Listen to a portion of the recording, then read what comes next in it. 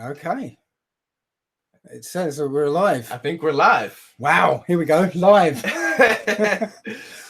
So, yeah, welcome to my very first live stream. So, I know it's not your first one, but check, turn that down. Yeah, so not your first. So Nah, I'm finally a guest. First time. Yeah. I get to play the guest. I like that. So, the way I guess we'll do this is if you want to ask any questions, just I guess make them in all caps so we can spot them. Don't yell. You don't need to yell. No. If you have questions, yeah. You're gonna get mine. Yeah, I'm gonna read them off the chat list. Yeah. Okay, it's up to you then. Yeah, it's all good. All right, you better do a good job there, boy. Y'all can hear us, right? So just make sure so we're not just talking. Okay. So before we get into any questions, I thought we'd have a little bit of a chat first. So I mean, what's been going on? Well, I mean, a lot and not a lot. Do you know what I'm saying? We have a lot of things kind of progressing in terms of, people still going back and forth about these false flags, and all of a sudden the YouTube censoring got like 10 times as much. We saw all these channels going down. I got 2 strikes. That's why I can't go live anymore. But in terms of new information, it seems like there's just a constant, it's a recycling of the same information we've seen before coming out from the same, like there's just like clockwork now. Mm-hmm. And it's annoying because it's leading people to kind of pick up on really abstract parts of a theory and kind of change the model, essentially. Yeah. I'm noticing this as well. This is one I don't talk very much about the flat Earth these days because, there's not any new information. I think we're getting to the saturation point where we've pretty much exhausted all the information that we've been fed and all the information that we can measure for ourselves. Yeah. Mm-hmm. And now we're in the realm of speculation because we until we get more information, there's nowhere else we can go.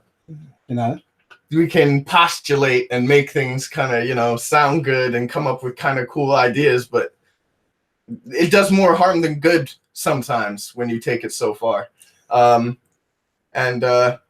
I mean, the good things coming out of Flat Earth, I would say, is the activism, the street activism. Some of the channels. That is cool. I saw a couple of John Smith channel, Victoria Rose, Dell from Beyond the Imaginary Curve. They all do stuff like that. That's awesome. Nice work. Yeah, that's awesome. I like that stuff. I want to do it myself. I said it, I think, on a live stream once before. I wanted to start doing it myself, so we'll do. Well, I was hoping they were going to do another one while I was in Manchester. Manchester. Yeah. Such is life. But that I mean, I'm right on there with you because the street activism, brilliant. But as I said, in terms of new information, I mean, we're not going to mention any names here because it's going to start another round of flame wars. But there was a supposedly new video come out, and I started watching it, and first thing I saw was me talking, saying the same things I said. I said like 2 years ago. This is the thing. We're not getting anything new, and that's fine because it can stay there. But what we got is people who have got more of a, let's say, a financial interest in this, rehashing the same things over and over again, and not really bringing anything new to the table. So do with that what you will. But there you go. Is that? Oh, okay. We've got a couple of questions. We do have a couple of questions. We got 140 people watching, just under. So, any questions? Fire them through. I'll have a little look. Where's the? Can you guys can hear us, right? Someone says, "Where's the bloody sound?" Hopefully, they can hear us. Oh yeah, they can hear us. Yeah, I can see green going up and down there, so they must be able to hear us. Caden and his friend says, "Do you guys know what's up with the convex Earth dock? It's supposed to drop tomorrow or something, right?" I don't have anything further to comment on it more than I already did. I'd like, there's I'm interested to see what's gonna come out of it, but like I don't, I'm not gonna put all my eggs into the basket.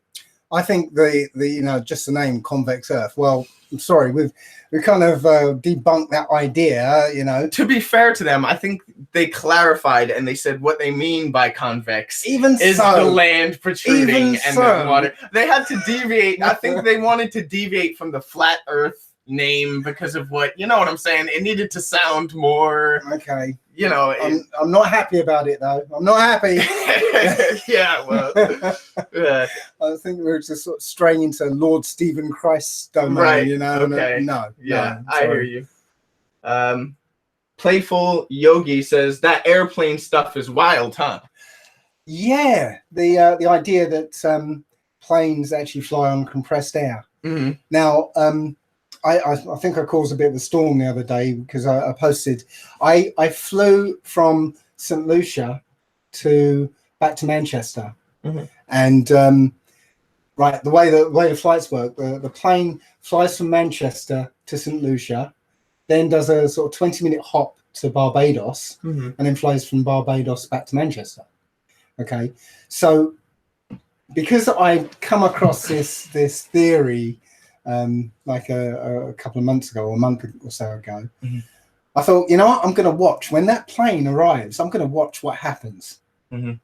So the plane, arrived. I was at the window watching it. Sort of taxied in, sat there, and this, I guess, motorized air pressure, air compressor went up to it and hooked up to it.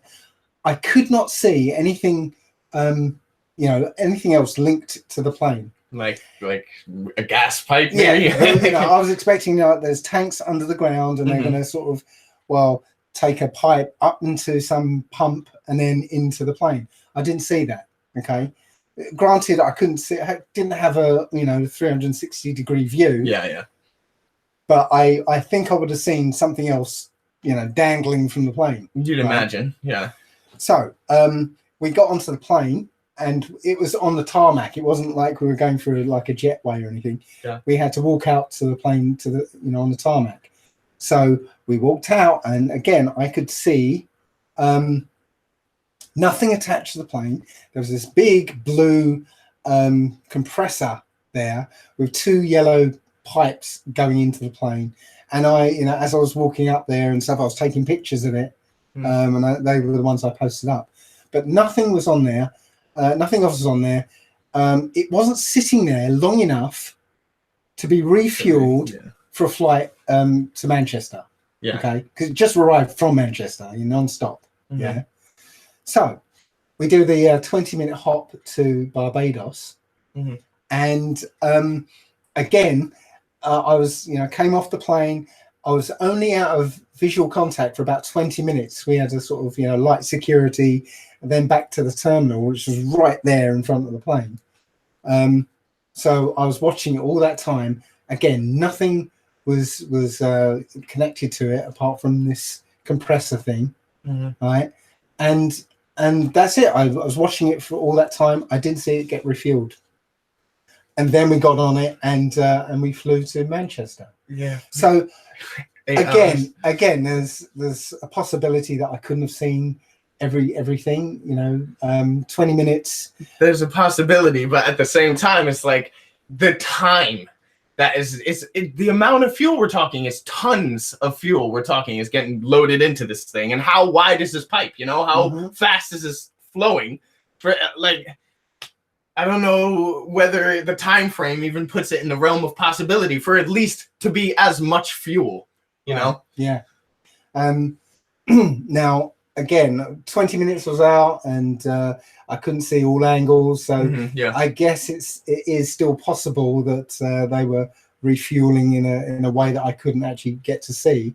But why would they, it's not as if they were trying to hide it from me. Yeah. And I tried to argue about there was a conversation going on my post, and I was saying that I thought that the potential energy in a compressed gas was, you know, comparable to, you know, the chemical energy in kerosene. Right. But it turned out, no, that's not quite true. It's like a tenth of the amount of power or energy that's stored. But I'm thinking though, you know, do we need, you know, that much? Mm-hmm. Yeah, you know, this is just me, you know, like you sort of just making stuff up, but making stuff up. But if the thing has to be, a jet engine has to be started with compressed air. Mm-hmm. Yeah. Okay. So compressed air is blown into it and it starts spinning up the actual turbine at the front, drawing in more air and stuff. Okay. The air goes in to the center part. Most of the air goes around the outside, and that's the main thrust. But some of the air goes in the center, is compressed, you know, a large amount, you know, really, really highly compressed. Right. And when you compress a gas, it heats up. Yeah. So it compresses to a flash point. Now, there are two things you can do there. You can inject like a fuel vapor, like kerosene vapor. Yeah. And the heat will make it explode, and you know, it sort of explode, but you know, ignite and cause a bit of a jet, and which, you know, as it pulls through, it spins the rotor, it spins the turbine faster and draws more air in, and so on and so on. Mm. Or you can actually put water vapor in. Yeah. Okay. If you sort of inject water vapor into sort of a superheated environment, right? The water vapor turns into flash. It flashes into steam and expands rapidly, and again you get, you know, a kind of jet exhaust out. Right. So it's very possible that we're doing it with water vapor. Right. So yeah. That's definitely it. I need to sort this dog out. I'm sorry. Okay. The comments are there though. Okay. Let me check any other questions. I can't see anything. What about aliens? Okay, so Blue Moon says, what about aliens, demons versus beings from another dimension? Okay. Aliens and demons, beings from another dimension. Well, as far as I'm concerned, I'm looking at the Bible. I'm looking at the Book of Enoch. It says really clearly there that demons are actually the disembodied spirits of the Nephilim. You know, the offspring between humans and the fallen angels. Yeah. Yeah. When the Nephilim dies, then the spirits weren't meant to be here, so they're kind of trapped here. And they became the evil spirits. They became known as all sorts of things, you know, throughout history. You know, fairies, you know, genies. Yeah, I know the jinn. You know, yeah, the jinn. They've had different names throughout all of history, and in different cultures, they've adapted them.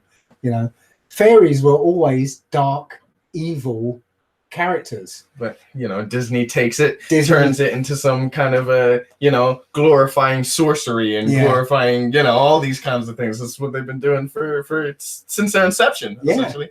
So all these fairy tales, all the you know, all these beings have been sort of all niceified and prettified by Disney. They were actually very dark, evil beings. Okay.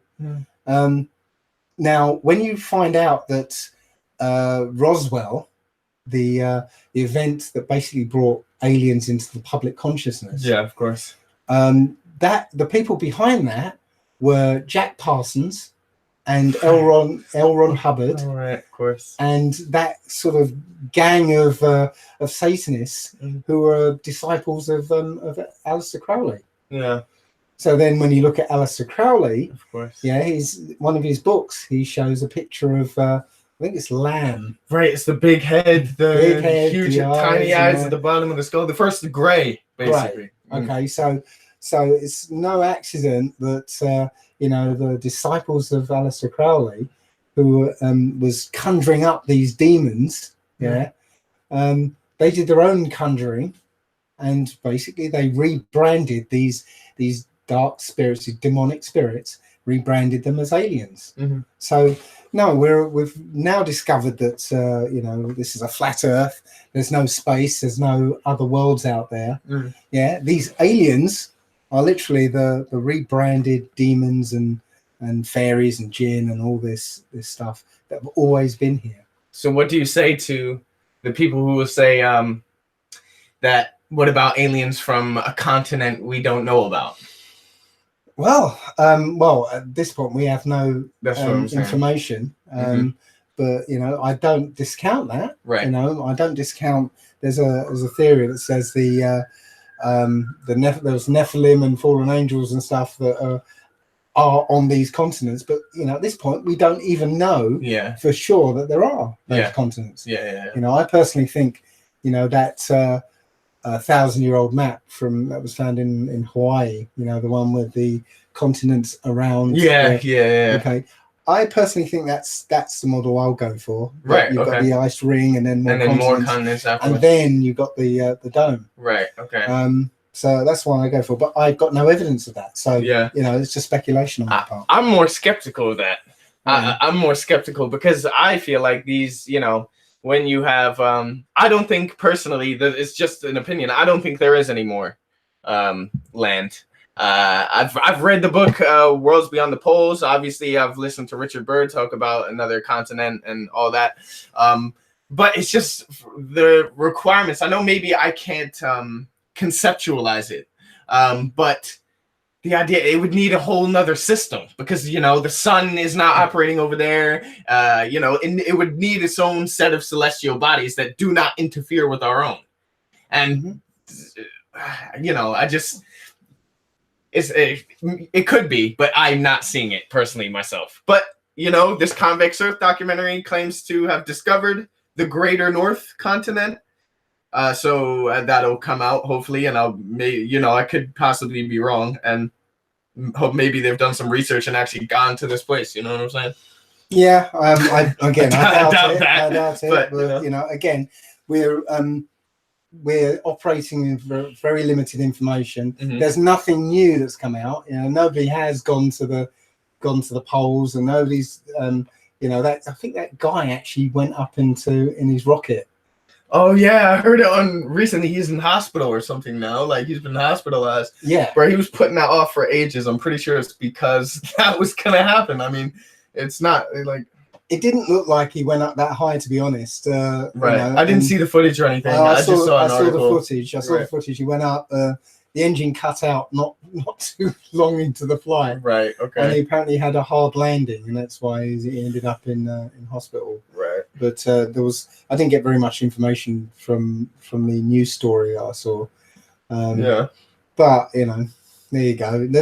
But point I'm trying to make is that there's no new information that's come out that we can sort of leap on and analyze and dissect. Yeah. So. That whole thing was kind of a ploy anyway, though, that rocket thing, because they ended up, the media outlets, at least when I was reading about it, ended up turning it about, this is about proving the flat Earth. This guy's going to go like 20,000 feet up and prove the flat Earth, even though that's, obviously we go in planes higher than that when we, and even though we've had weather balloons up 120,000. Yeah, exactly. It's what he was going to. I don't think that was the point of it, but the media said, "Oh, he's doing it to point the flat," just because I had flat Earth on the side. So like it kind of got twisted in their eyes. And a guy called himself Mad Mike or something. Is just basically saying I'm mad, and. Yeah, so I'm not sure he's actually done any sort of benefit to the flat Earth, but there you go. Got it out there, but how much does that mean?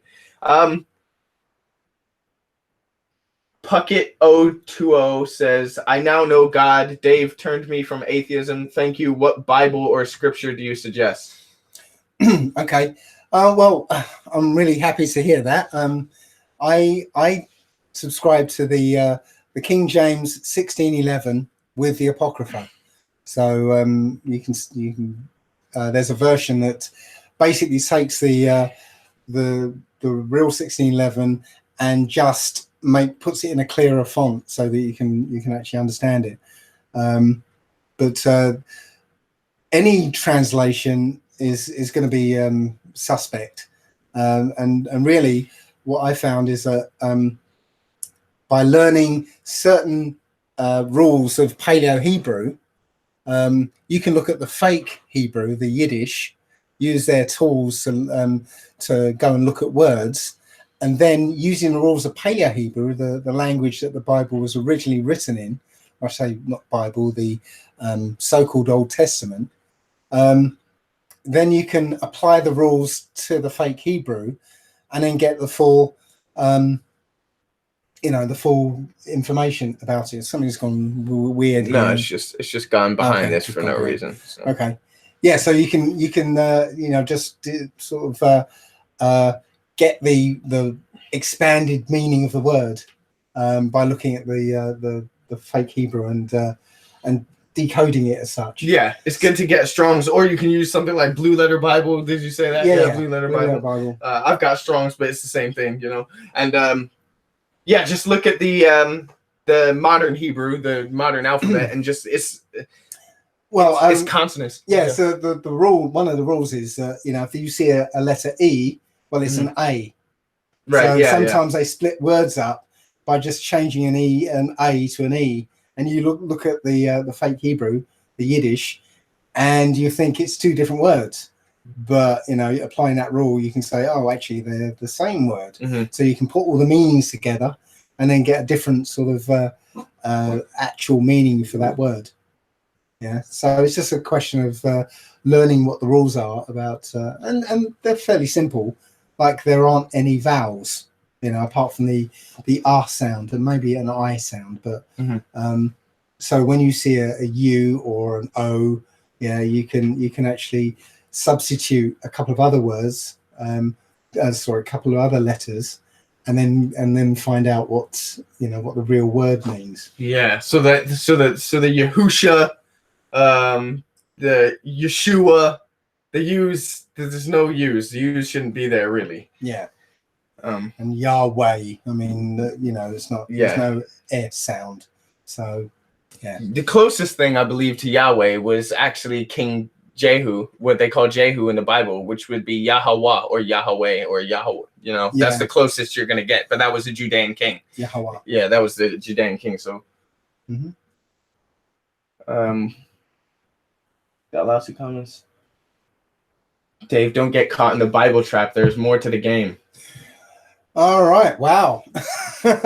Well, what game are you talking about? Because as I said, my first video on the flat Earth was called "The Biggest Lie of All," and underneath that was the even bigger lie, which is human history, and that human history is basically tightly bound up with the so-called Bible. So, sorry, that's what it is. I agree with that. Thank you, Dave. By the way, red flag, what is up with FEMA and Walmart? Georgia Guidestones. Well, I think it's now more than Walmart. I mean, we were actually just talking about this the other day, right? The massive amount of store closures that are happening everywhere with everything. Like, I'm sure you heard about Toys R Us, but there are several other chains also that are shutting down. So it's like it's looking like America and here, because it's happening at similarly in this country as well. But it's like everything's shutting down. Soon that place is going to be like a ghost town. What's going to, all the big department stores are going to be empty. We've seen what they're doing to the Walmarts. If you've done the research into the connection between FEMA and Walmart and the military in Walmart, and how Walmart actually own their own private force, they have like their own militia. They've been turning those places into like internment camps. Like, there's no other way to put it. There's fenced off, sectioned off areas saying they're not being in use. Police are being called on people who are going too far beyond a certain point. So I mean, it's pretty obvious to me that they're all the stores are slowly shutting down. They're turning them into some sort of holding areas for whatever they've got coming next. But we've seen this coming miles away. Like, how many years have we been talking about? Yeah, I know, but you know what I've been thinking is, the point is, all these places like Walmart, they were never meant to be shops. Yeah, of course. Who was it who made Walmart? Sam, because I forget what his name was. Is it Sam Walsons. I'm probably butchering that. Don't know, but the you know the name Walmart, Yeah. Backwards. Marshall. Yeah, Marshall. the guy involved, one of the guys involved in Walmart used to work for the military in internment camps and prison camps. Right. So it's like it's like somebody said, look, I've got an idea. We can build these camps under everybody's nose if we just call them superstores. Yeah. And if you go into a Walmart, you can tell the place is massive. Yeah. I mean, you know, way too massive. Yeah. I mean, in England, we you know, we've been to some superstores. We've got some superstores here, but not to the scale. Yeah. No, I mean the biggest superstore I've been in this country in Pitsea is a Tesco's. Right. It's like a super Tesco's. Yeah. It's massive, but a Walmart is like 4 times the size. Yeah. So this is like a plan from the very beginning. Yeah. And yeah, it's not just Walmart. It's other huge stores, you know, that are in strategic locations. Yeah. You know, we're finding that these some of these places, well, most of these places are in the right place by a train line, and you know, and it's like obvious that they've been planning this from the very beginning. Mm-hmm. Now it just so happens that last year I went to America 3 times, maybe 4 times, and 3 of those times I was going in an RV from Texas to California. Right. And what we were doing, we were stopping at Walmarts, and because you're allowed to kind of stay overnight there. Right. So this is, you know, I got to see all the positions of these Walmarts. Mm-hmm. and you know how big they are and what they're everywhere. They're literally everywhere. Yeah, it is. Yeah. Most towns, you know, we're going to the town like, okay, where's the Walmart? You know? Yeah. And we'd find it and go to it. So they're everywhere. So, you know, it's a plan. It's a plan. Mm-hmm.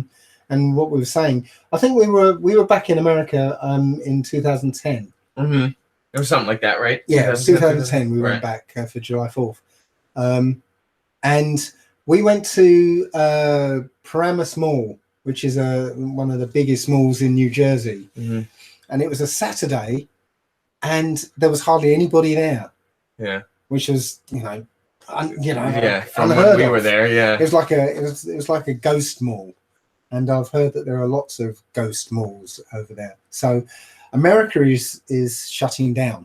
It's not going to be around for much longer. It's you know, it's like they've been keeping the lights on and you know, trying to go through the motions, but it's being shut down because I think judgment is coming. And they know it.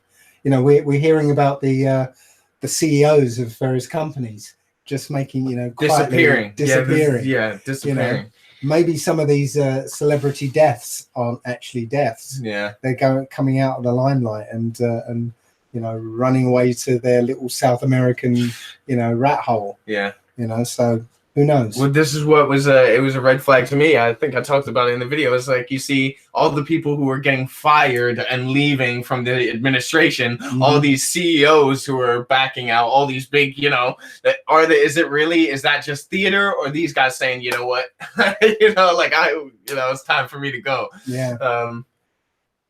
So yeah, it's very interesting, but you know, don't be afraid of that stuff. It's not necessary to be afraid of it. Yeah, it's a funny thing. I was reading a book called This Other Eden, and it was about a coming ecological collapse. Yeah, go figure.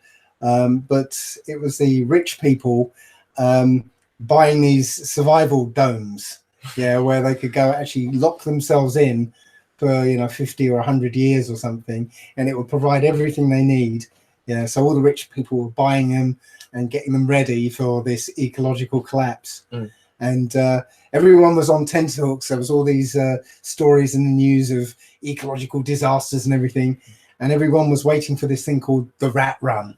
Right. When that day that the word is given and everybody retreats to their domes and sets the timer on their domes to keep them locked in. Right. And And it happened. It just like one day, you know, a couple of the elites just went in their domes, and everybody was like, "It's now, it's now!" And the idea that like 100 years was the right time, they all dialed it in, and overnight, the whole of mankind, or most of mankind, or the elite, disappeared off the face of the earth.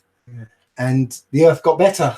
It got better because, you know, mankind, the most of mankind, or the worst part of mankind, disappeared. Yeah, of course. And everybody who's left outside, their lives got better.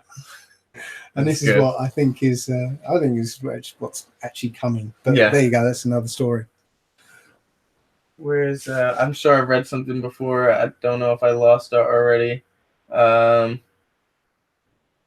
was somewhere up here. I might have to.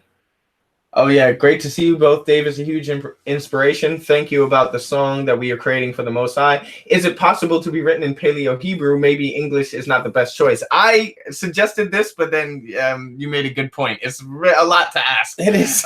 One, to write it, two, to get someone to be able to sing it properly. It is a lot to ask. And we don't know the tongue, like really know it enough to be creating, it's still hidden to us. So like we've really just got the language we know.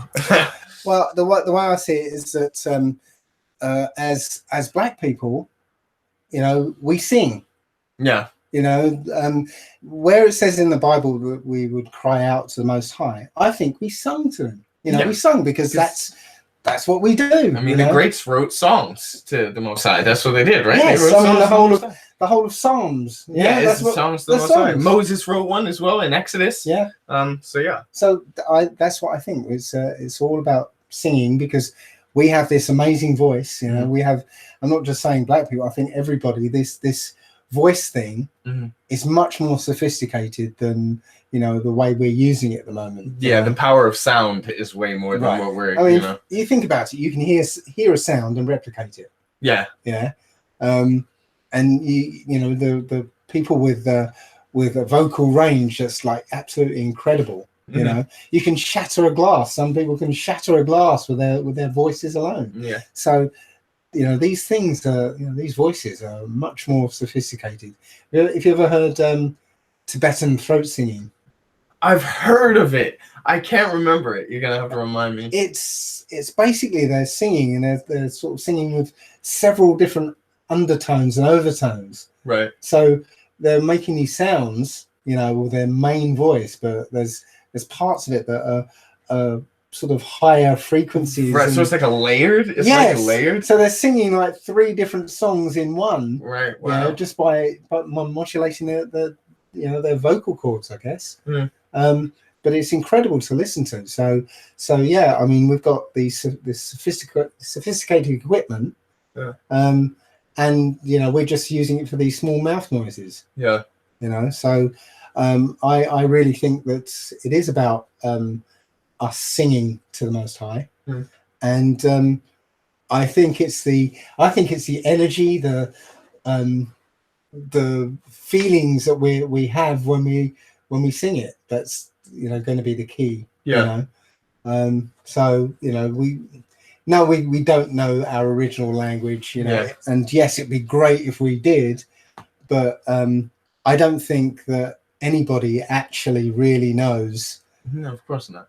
What the language is and how to absolutely properly pronounce it. Yeah. I think we're just doing the best we can with the little knowledge that we have. No, I agree. That'll be good nonetheless, though. Whatever. It would be. No, I mean, it'll be good, Oh, yeah, the song will be. The song will be good either way. And I've spoken to a few people now that are writing songs, and, they're really excited. And there's like a few songs being written, and it's, I'm really excited to find out what we're going to get.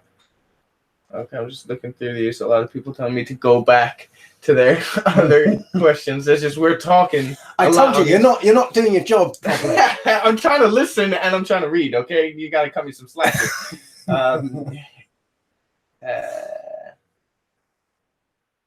What about friends that say, this is from Young Achiever, what about friends that say Bible, flat earth, etc. don't change their life? Okay. To me, that's like, I don't know. I'm not sure. I'm not sure if where I can go from there. If someone like if I explain it to someone and they no longer, they're just like, well, it doesn't matter to me because it's not going to affect my personal life. Maybe you have a better way of approaching than me. I'm like, well, I can explain to you the reasons why, but if you don't. If you're not seeing that or resonating with it at all, and you're just too busy doing what you want to do all the time, and it's too outside for you to internalize, and we can't go any further with the conversation, as far as I'm concerned. Right. Well, the way I see it is that if you're searching for truth, if you find any truth out, okay, mm-hmm. it either impacts your life or then you haven't understood it properly. Yeah. Or you're not, it's not real to you. Yeah. Because if it's real truth you're finding, you have to change your life every time. Yeah, but that's another thing. It's like some people just know, I think subconsciously at the very most, that if they do accept some of these things, that they've made all these plans for themselves, and they've made, they've got all this. No, don't get involved in what I have going on. Mm-hmm. And I think there's a lot of that happening. It's hard because when I first started finding out truth, mm-hmm. essentially my marriage ended, mm-hmm. my world changed. Yeah. And at every stage, because I've been bouncing from one topic to the next, mm-hmm. not because I've been looking for it. It's because when you find out one part of the jigsaw puzzle, you find other pieces on the end that lead somewhere else. Yeah. And it's like, okay, where's that going to go? And you end up somewhere else, looking at something else. Mm-hmm. And at every stage, when you find out some truth, your life has to change. Yeah. Otherwise, it's meaningless. Yeah. So, when I found out about urine therapy, for instance, yeah. Well, I couldn't just read it on the page and go, oh, that's interesting. I'm going to have to do it. Yeah. And that changed my life completely. Mm. Flat Earth changed my life completely. Yeah, because as I said, I was an atheist for 40 years.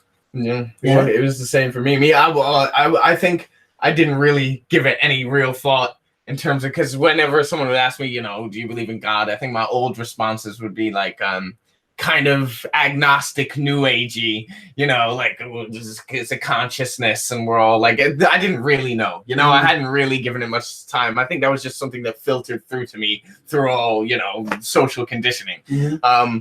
But yeah, Flat Earth is a big one because it does do that, and it does that for a lot of people. Where it's like, well, if there's no other planets and there's just what we have here under our feet, and everything's close by, and someone's put this here, yeah, and it can't be ignored. But it also means that every single life here is sacred. Yeah, even the animals. Yeah, mm-hmm. And we're eating them like crazy here. Yeah. We're actually enslaving animals so that we can eat them. Yeah.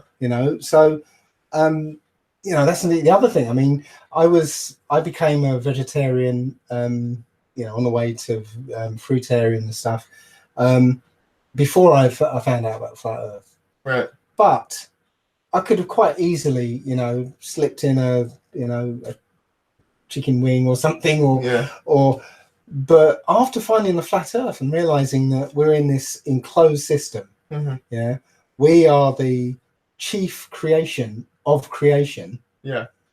We're put here to steward the earth, not dominate it the way that it's been interpreted so far. Yeah. That means that I personally think we shouldn't be eating animals. So now I can't. There is no way I can eat an animal product. Right. And we know that we're not supposed to. Yeah. I was watching this today. Maybe. There was There was a joke, a candid camera thing. You might have seen it, where in a supermarket, there's a meat counter, mm-hmm. and there's a sample dish with sausage in there, and it's very tasty sausage and stuff, and people were tasting it and said, "Oh, that's nice. I'll have some." So the guy goes, "Righto," and he goes and gets a live piglet, Yeah. and he puts it in a box, and somebody sort of picks it and takes care of it. But he pretends to grind it up into sausage, and he turns the handle and sausage comes out, and everyone is absolutely horrified, and absolutely hates the idea and gets angry and all that. But that's what happens. Yeah. Just because they don't see in worse the process, conditions, to be honest. Yeah, they don't see the process, so it's okay for them. Yeah. But once they see the process right in front of them, right, then there's no way they can do it. It's just word magic that's going on in your head that substitutes animal for meat. Yeah. So meat is something else other than animal. Right. Yeah, but when you actually link them together, people can't eat it. I'm not sure I entirely agree. I'm not sure, only because I'd say in this system, the way it's done now on this mass scale, ridiculous, greed, just putting it out, most of it gets wasted anyway. Yeah, it's immoral, on hugely immoral. But with the system taken away, where I think it'd be possible to kill an animal to eat an animal. Okay, there's a dog over there. Yeah, I'm not gonna kill and eat my dog. You know what I'm saying? That's not. Why? Why is a dog protected and a cow or a calf? If I'm keeping cattle or I'm keeping, I think I'd be able to do it. Maybe I couldn't. Maybe it would come to it. I don't think you could. You don't think I got it in me? You ain't got it in you, boy. I think I could. I think I could do it. But I hear what you're saying. Definitely, because 100% the separation between the process and the final package does lead people to consume. If every time they had to eat chicken, they had to have a chicken killed in front of them or kill the chicken themselves, they're going to be eating a whole lot less chicken, at least. You know what I'm saying? At the very least, a lot less. Which is why I think, if you were to eat an animal, really, you should kill it yourself. If you want to eat an animal, I'm not saying people should be going out finding animals to kill, but I'm saying if you were to eat it, But this word magic works in other places as well. I mean, there's the same experiment or similar experiment where there's a person giving samples out in the street of a new brand of milk, and people are tasting it and going, "Oh, yeah, this is slightly more creamy, and yeah, it's very nice." And the person says, "Yeah, it's dog milk." And people was suddenly go, blah, blah, blah, what are you doing? And they're getting angry and same thing. Why are you? Do you think it's okay to drink the breast secretions of a cow? I do not agree with milk at all. Not the breast secretions of a dog or a cat or whatever. Of course, social conditioning. Of course, right. Obviously. It's literally just that word magic has turned it into a product rather than the mammary secretions of another animal. Yeah. If y'all have not looked into milk, look into milk, because that's just disgusting. It's really just nasty. Especially now with all the the antibiotics and the mastitis and the pus and the blood and all that stuff. Yeah, it's not good. I think we went way off the topic there. Yeah, we probably did. Koj, you should battle in Paleo Hebrew. Yeah. Sorry, man. It would be cool, but that's just not gonna happen. How many native people living off the land are vegan? I don't know. Native people, native to which? where? Yeah, which native people? I don't know. You're gonna have to clarify that one. I don't really know. Let's see. Any word from Neil deGrasse Tyson on the open letter? How would you see a debate playing out between you two? I would absolutely love to sit down, face across the table from Neil deGrasse Tyson, and just rip the guy apart. Simply on the contradictions that he himself has put out. Yeah. The one and I'm putting together because I'm doing a presentation at the Flat Earth UK conference in a month, and I'm not sure whether to keep it as debunking the debunkers or debunking Neil deGrasse Tyson. But one of the things is he says that you're too small on the Earth to detect curvature, and even if you're in a plane, you can't see it because you're just too small and the Earth's too large. All about scale. Yeah. But at the same time, I've got him saying, yes, you can see a boat going over the horizon, and your horizon is at 3 miles away.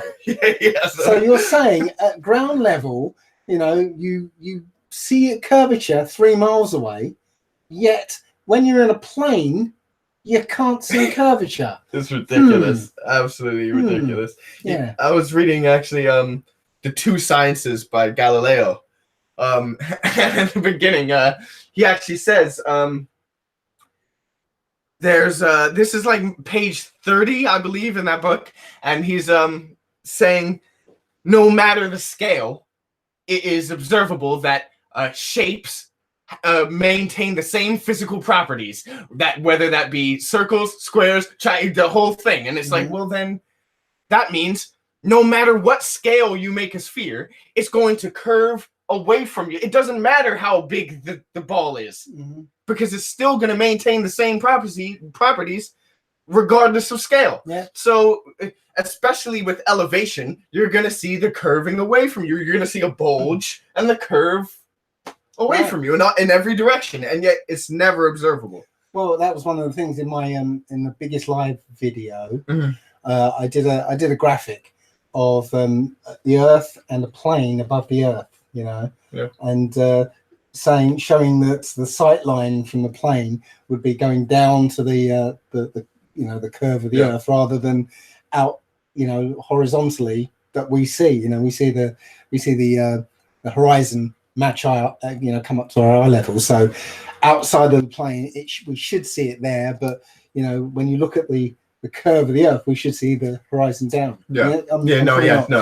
So the thing that kept coming up was people people saying, well, you've made the plane too big, and it's too far up, so you're not gonna.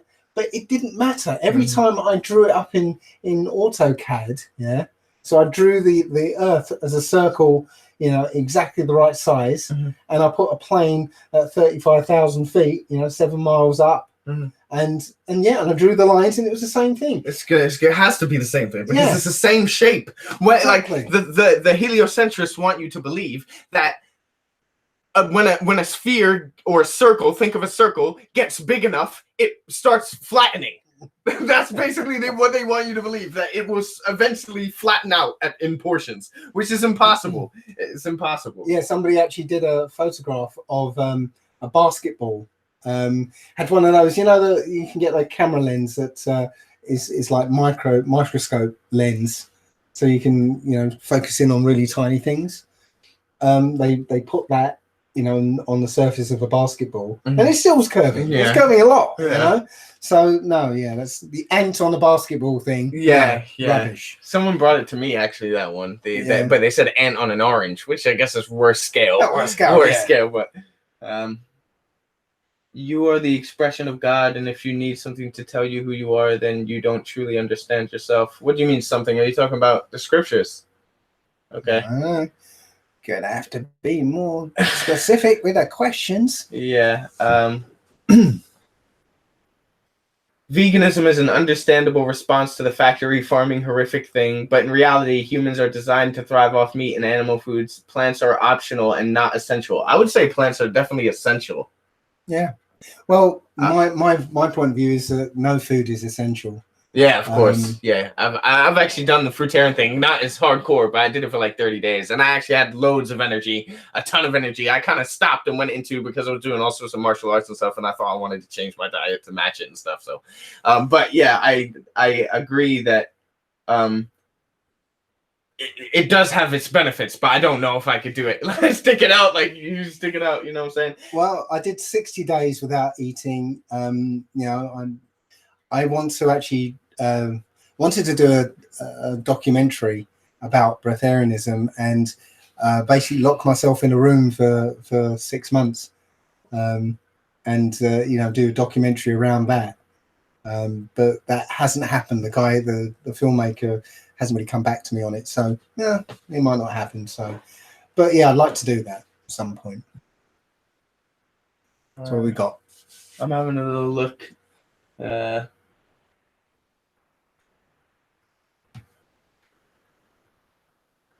ITRH says, why aren't you wearing an orange 33 hat also?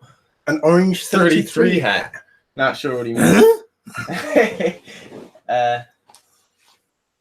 What's an orange 33 hat? I'm not sure. I really don't. Where is it? Flat Earth is the ultimate distraction from the slave masters who are really taking advantage of people. I don't know if it's a distraction. I would kind of agree, because anything is a distraction. I guess okay? If you get stuck in it, if you get stuck in it, it's a distraction. Well, that's what we were talking about earlier. When you get stuck in it and you end up just kind of going in, so yeah, I can relate to that. If you learn from what you've learned, then you can move on. You can learn what you need to learn from it, and then move on to the next thing. Yeah, if you get stuck in one particular thing, then okay, that's it. It's distracting you from even bigger truths. Even more information about the big picture, because what we're kind of doing is like a big jigsaw puzzle. Yeah. So if you're in, I don't know, the free man movement, you're over here, putting your puzzle pieces together, getting the idea of what's really going on with the legal system. Right? If you're over here with the medical system, you're putting a piece together. You're here with the flat Earth piece together. But there's a huge picture out there that's showing you, well, telling you a story, telling you what's really going on. Okay, but if you get stuck in one corner, you're not going to see the big picture. Of course. So I guess in that sense, it's true. I mean, not initially, it's not a distraction. For people who are not new to it, this is why I say that flat Earth activism stuff is great, because for the people who are completely unaware, it's not a distraction, because it will lead them to where they need to be. I think it's the tip of the iceberg, really, but it leads people to the right direction. Yeah, and all of it. I mean, the health stuff. Yeah, it's great to learn what how to make yourself healthy. But if you're stuck there, right, then you don't see where the health part fits into the picture, right? And and it's all interlocked. So yeah, you just got to keep moving, learn what you need to learn from it, move on. I know the Earth's flat. I don't know the details. The map might be a bit hazy. There are a few problems that we haven't figured out, because we're dealing with people who are much smarter. Yeah. The people who are behind this have figured out ways to trick us that we can't even imagine at this point. Yeah. So I'm not really that interested in finding out how they're doing it. How the magician is doing their tricks. Yeah, I just need to know that there's a trick being done. Yeah, this is what I try and say when people say about their question is always, oh, why would this be happening? Why would this be happening? It's like, look, although we could postulate motives all day long, the main point is that it's happening. What was it? I think Dell from Beyond the Imaginary Curve, he said something good. He's like, if two detectives walk onto a homicide, they see two bullet holes in the victim. And they say, well, I can't see the motive here. I guess there wasn't a murder. It's not about that. It's about then investigating and then finding more out for yourself. It's not about the motive it's about realizing that something is going on. A good question was here. Oh, did I lose it? I think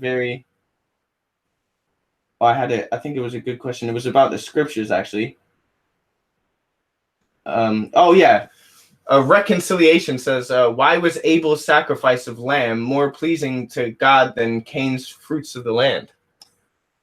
You're going to have to ask the Most High about that. Yeah, because I don't know. I don't know. That's what I think is a good question. I couldn't tell you. The thing is, we've only got the amount of the so-called Old Testament that the Romans allowed us to have. Yeah. there are many other books. There's a whole library down under the Vatican that we're not allowed to see. Yeah, they put together the Old Testament for in that particular way for a reason. Yeah, to hide certain things so that another narrative can be overlaid on it. Yeah, I believe that there's they can't actually change the words. Yeah, they can't actually change the intent, but they can sort of play with it. They can mistranslate it. That was the big thing. They can put it in a different language and then play with that. Yeah. You see loads of examples of playing with translation. What is that verse in Psalms? Where in the King James and a couple other versions it'll read, because people will always point to it. I can't remember the chapter and verse, but they'll always point to it where it's talking about they pierced my hands and my feet. And they say it's about the crucifixion. It's about the crucifixion, because it's the only thing that's kind of relevant. But when you look at any Tanakh, or you look at the non-Christianized version, or you look into the Strongs, the word they use for pierced is lion. It can mean also digging, lion. And so they took digging, thought digging could maybe pierce-ish down. So, so they kind of, the way they play with it, sometimes they try and make it sound like something that it's not. Or when they translated Alma as young, which is in Paleo Hebrew is young woman, and they translated it in Greek to mean virgin. Virgin, yeah. So all of a sudden now you've got a virgin shall give birth. That's a big event. Yeah. But it in the original language, it's a young woman gives birth. It's not a big deal. Yeah. So yeah, that's they can play with the scriptures by messing around with the translation. It says do not take away, do not add to it, but that's what they've done. They've taken away books, they've added a whole set of books on top, and just messed around with it. But the way I see it is that the Most High made sure that book stayed with us. It's the book that's been with us for the whole of recorded history. I can't remember. Yeah, of course. I can't remember if it was in Isaiah where he, the Most High literally said, "Thus saith the Most High, His word will stand forever." So it's basically carved it out. So it's not going anywhere. But they have to dress it up in loads of stuff to take the actual message away. Yeah, which they've done pretty successfully. And it says in First Maccabees 3:48, it says. That they laid open the book of the law and sought to paint their own images in it. And this is what they've done. The Romans have done. They've opened the book and, added themselves in it. And that's a New Testament. And one big question I've got about that is, who gave the Romans the right to decide which books went in? Yeah. Romans, who were the enemies of the Israelites. Yeah. The Romans that the Most High never ever spoke to, had no reason to speak to, didn't want to speak to. Somehow they've been given the authority to decide what is Most High's word and what isn't. So how does that work? It doesn't drive them. It's all messed up. It's all messed up. D. Murphy, do you think the all meat diet is the way to eat? I can probably answer that for you. I think it's maybe the opposite of that one. We'll just have a look at some of the guys in Texas. Some huge people I saw over there. Yeah. I mean, seriously huge. That's all the growth hormones and the thing about eating meat. Okay. There are cultures who would kill a lion and they would eat the heart of the lion to take on some of the attributes of the lion. I know where you're going. Yeah. And in this culture, when somebody gets a transplant, an organ transplant, okay, it's a fact that people start to take on the attributes and even memories of the person who donated the organ. So somebody who was a pianist that dies and donates an organ, and the person who gets it suddenly starts wanting to play the piano. you know, or has memories about places and things like that. They've taken on some of the attributes of that person. Yeah.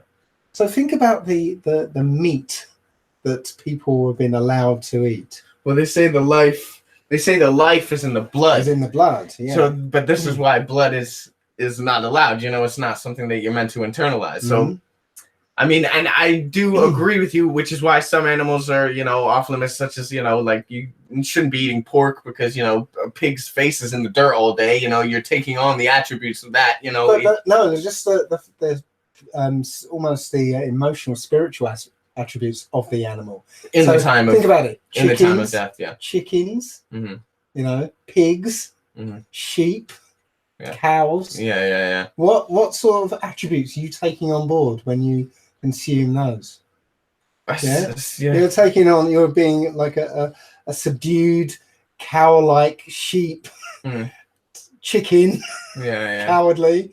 You know, I don't think it's an accident. The choices of meat we've been given. You know, what is telling us that, you know, we should eat beef rather than antelope, or, you know, why aren't we farming lions? Yeah, you know? yeah. And there's a reason. These animals that we're taking on the attributes of those, you know, subdued animals. That's the way I think of it, anyway.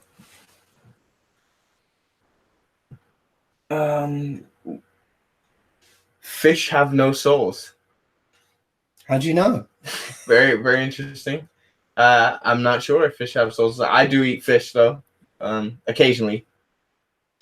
You know what? I used, that was the last thing I stopped eating, actually, and I decided to give it up because, you know, I'm not eating any other animals, so why am I still eating fish?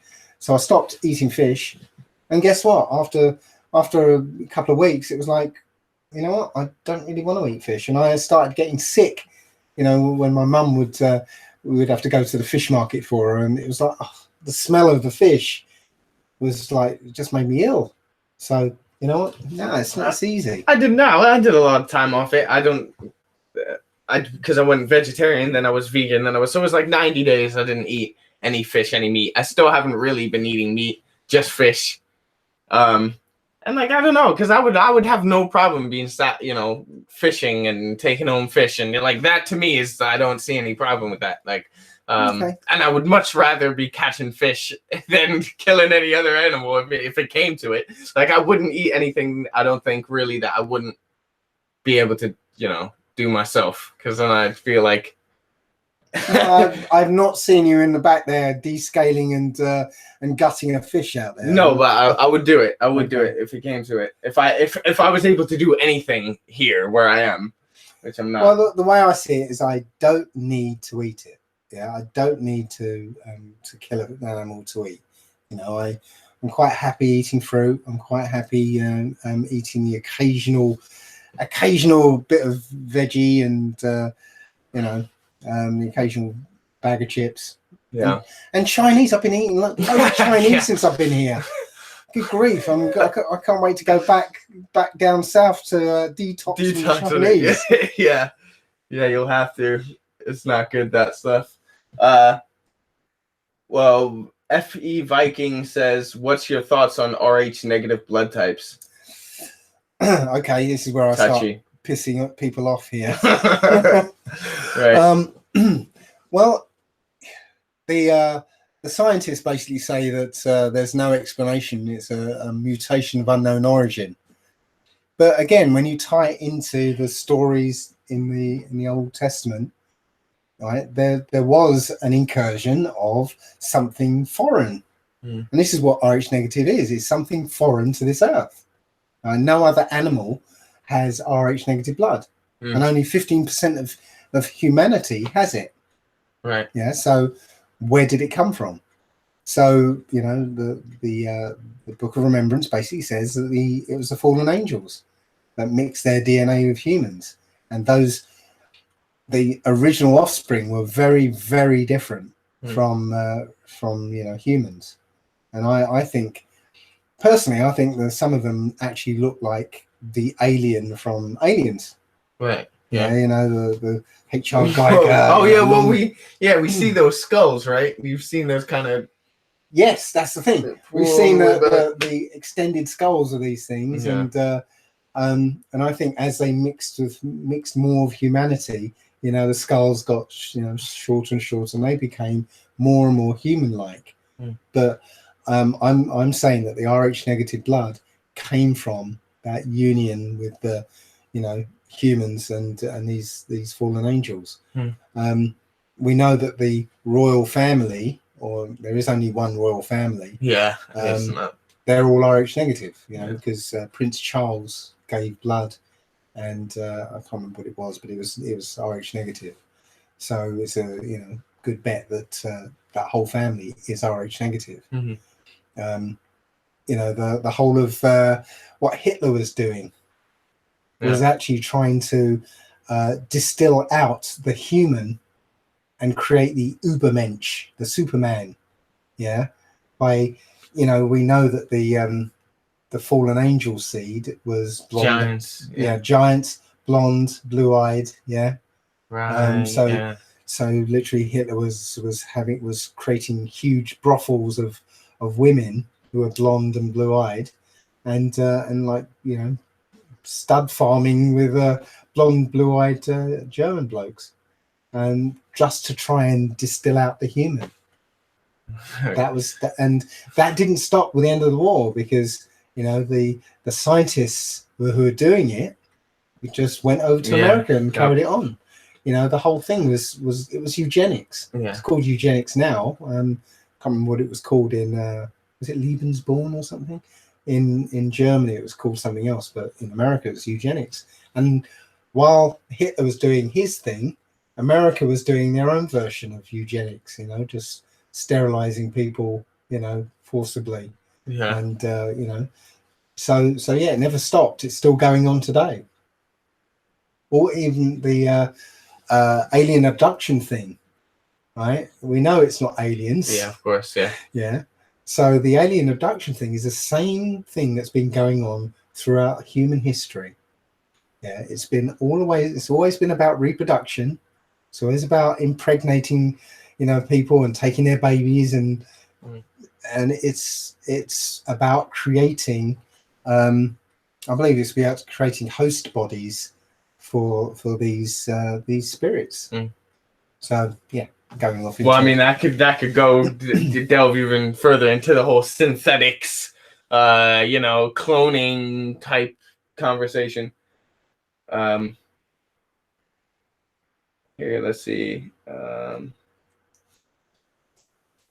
The New World Order loves veganism, a long-term diet which causes infertility and weakness and health issues. It certainly doesn't do that.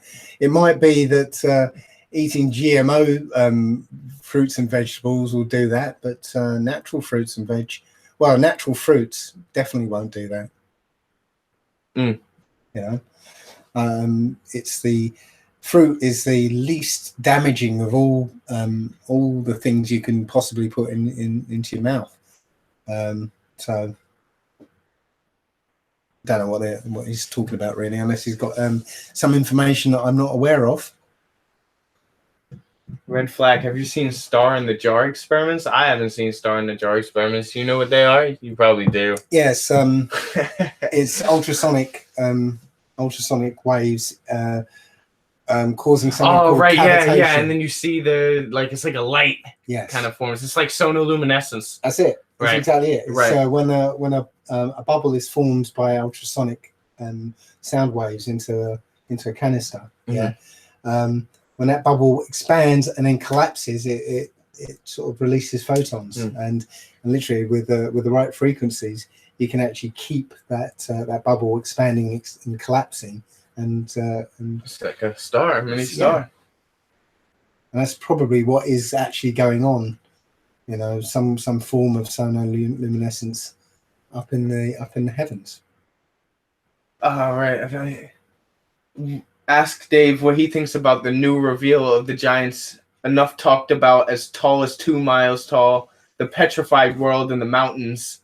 landmarks made of their body parts or footprints. So like I'm guessing it's like the ancient trees. It's a giant stone petrified trees. Okay. Yeah. I'm gonna be attacked for this. I think. You know what? When that first came out, I realized that I watched it all. I watched two versions of it. One in the original guy's Russian guy's voice, and then somebody dubbed it over in English. Mm-hmm. I watched the whole thing twice and started looking into it, and it was like, why am I doing this? Mm-hmm. What is the point? Okay, there isn't anybody sitting there, saying, we got them. They think these mountains are actually mountains. No, nobody's doing that. Nobody's trying to hide this. Mm-hmm. And what is the point? How does it affect your life? I know we just talked about this. Yeah. It's kind of different. The context is a little different though, because what does it do? Like if we had conclusive proof, which there isn't really. Like what? Yeah, it's still somebody lied to you. Well, we already know that. Yeah. We already know that people are lying to us. Yeah. So it doesn't add anything to your life. It doesn't add anything to your understanding of the world. It doesn't matter if they were, well, that's going crazy, because I'm saying they're not petrified trees. They might look like one particular mountain. Right? It's all around one particular mountain. Yeah, the Devil's Tower in Wyoming. Wow. There's a few of them, to be fair. There's a few of them. I know, but come on. I mean, even if it was true, it doesn't help you. It doesn't do anything. It doesn't give you anything. It doesn't, it doesn't enrich your life in any way. It's interesting to ponder. But if you're gonna spend hours and hours chasing petrified trees, or the giant thing, it was funny because I made a meme, which was the what are those cards? The Illuminati card game. I made a petrified tree Illuminati card. Yeah. Taking the piss out of the whole thing. And I was going to, I was in Turkey, and I was going to take a picture of some of the mountains there that looked like a little bit like somebody lying down, Yeah. And I told my mum, I'm going to take this picture and just make a little joke about it. No, there's a petrified man lying there, But I didn't get round to it. But right. But now people are doing that, It's right. like, for crying out loud. The shape of it, of the face of this thing I was going to take a picture of, well, it was actually just trees. It wasn't the underlying rock or anything. It was just the trees that were making it. Right. Yeah. If like all the trees were gone, then you wouldn't see a face. Mm-hmm.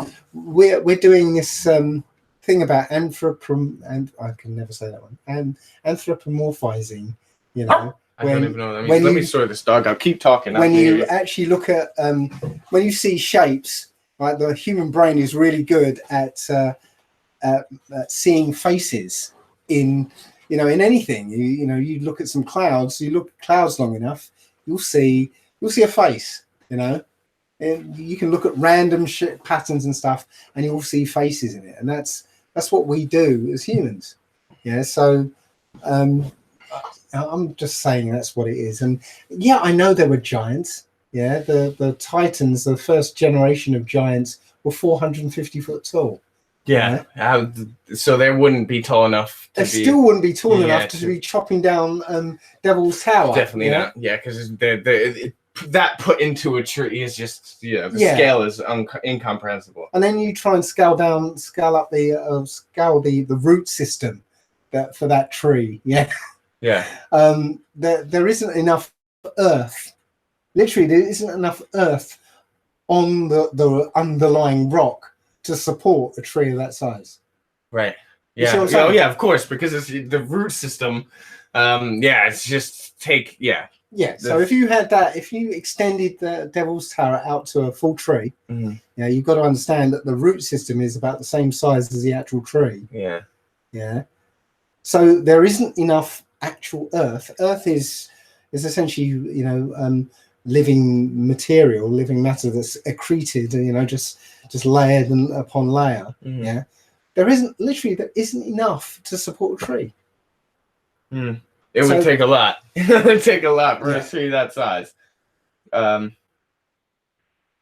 Vegan equals NWO slave diet facts. Okay, cool. All right, whatever. I don't know what's the New World Order's like.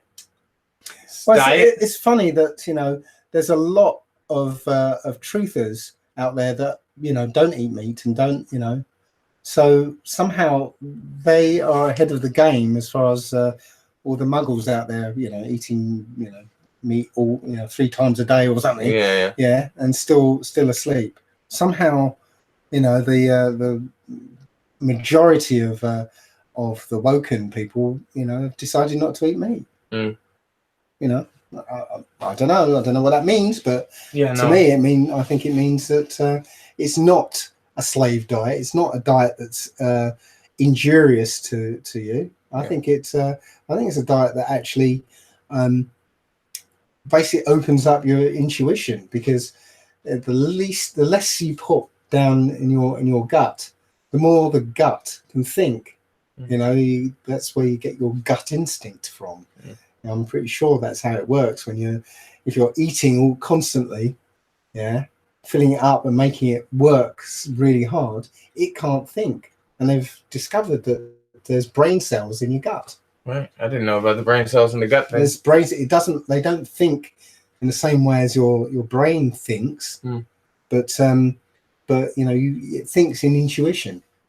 And I found this when I was doing the breatharian experiment on the first 10 days when I wasn't actually drinking either. My intuition went right through the roof. I was waking up at 4 o'clock in the morning and lying there for 4 hours, just having ideas and making connections and stuff. It was just amazing. I ended up having to have a notebook by my bed so I could just write stuff down. So there's too much coming. That's basically it was basically like a long fast, a very long fast. Yeah. Which explains, it makes sense to me why you would have all those kind of ideas, because we see it all throughout scripture. When people had those long fasts and made supplication and they came out, it changed. Like, it was a way to kind of come back to something. Fasting was important somehow. So I can understand that. Gerard Nevin says, Dave, you woke me up to flat earth. The biggest lie I ever told was the first video I seen. Urine therapy has also cured my depression. I would like to take this chance to thank you wholeheartedly. Well, I'm just doing what I'm called to do. So I'm glad it worked out for you, and I'm happy to help. Michael Bennett says, I worked as a nuclear electrician. Nuclear weapons may be a huge lie. I have always wondered about that one. Fear provoked to keep the people afraid. I don't believe nuclear weapons are a real thing, personally. Yeah, nor do I. Back in 2012, I know it's actually 2011. There was a group of us who used to meet up on Skype and have a chat. And one of the guys his name is Shaziz. He was away for a few weeks and he came back and we said, "Oh, where have you been?" He said, "Oh, I've just come back from Hiroshima." We're like, "What? you had a holiday in a nuclear wasteland?" He said, "No, it's a thriving city. It's it's amazing. There's no radiation." I was like, "But it was supposed to be like a wasteland for 10,000 years." And he said, "No, nobody's sick. It's a great place." Just look at the comparison photos. I mean, of then and now, and it's like it's just a thriving place. There's no issues there at all. So I started looking into it, and I found somebody called Galen Windsor, and he was a nuclear engineer from the very start of the nuclear age. He actually designed some of the nuclear power stations, and he went on a tour around America saying, "This is the guy who was like holding stuff and like eating uranium." Yeah, eating uranium. Yes, he would go around. He would be telling people, "It's a lie. You know, we were swimming in the containment tanks, and we were walking around carrying 2 like lumps of plutonium, like Homer Simpson style. Yeah, and he said as long as you kept them apart, yeah, they were fine. As soon as you brought them together and made critical mass, there would be a huge blue flash. Right. Okay. Yeah, but you just kept them apart, put them in 2 different pockets, and you'd walk around. Yeah, and as I said, he would eat uranium on stage just to show that there's nothing dangerous about it. He was saying that they were doing all this stuff, and then one day, somebody from the government came along and said, "Oh, you have to wear these dosimeters, these like badges that showed you how much of a radiation dose you've received." Mm. They were like, "What? Why?" And they said, "Well, no, you're going to have to do this now, and you're going to have to limit your dosage." And they were like, "Well, we've been doing this for years. What are you talking about?" And anybody who disagreed got fired straight away.